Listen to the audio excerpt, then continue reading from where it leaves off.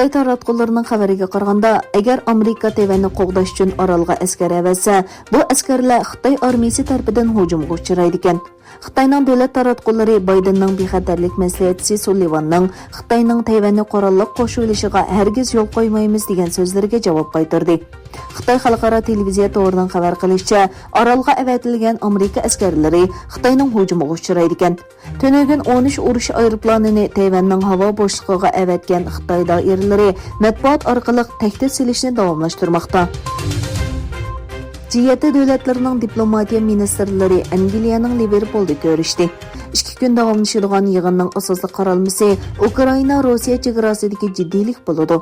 Soyibxon davlat Angliya tashqi ishlar ministri Liz Truss yig'inning ochilish nutqida Rossiya, Xitoy va Eronga qarshi ittifoqlikni talab qildi.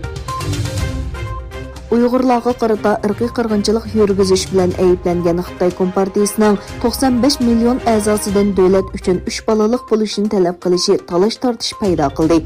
Oxirida davlat xabar to'rida e'lon qilingan va talash-tortishga sabab bo'lgan maqola o'chirildi. Bir mezgildan buyon Xitoyda nopusning qirilishi va tug'ilish nisbatining tuvanlishi zo'r bir ijtimoiy masala bo'lib o'tirg'a chiqmoqda. İtaliyada 2035-yilgacha 2 yiqilg'un motori ishlatadigan mashinalarni ishlab chiqarish va setishni oxirlashtirish qaror qilindi.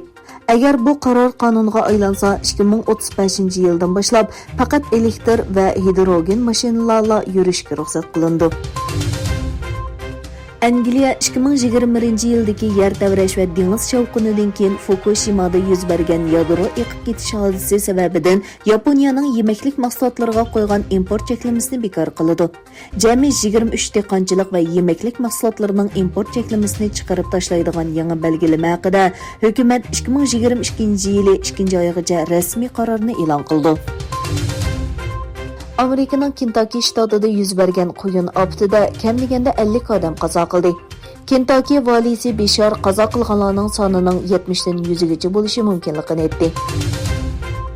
O'zbekistonning poytaxti Toshkentning markazida 1,5 gektar keladigan joyda qurilayotgan va 266,5 metr egizligi bilan O'rta Osiyodagi eng egiz binolarning biri bo'lib qoladigan qurilishning tonishtirish faoliyati o'tkazildi. Egilanishicha, Turkiya va O'zbekiston shirkatlari birlikda olib borgan bu qurilish tamomlangandan keyin O'zbekistondagi eng egiz bino bo'lib qoladigan.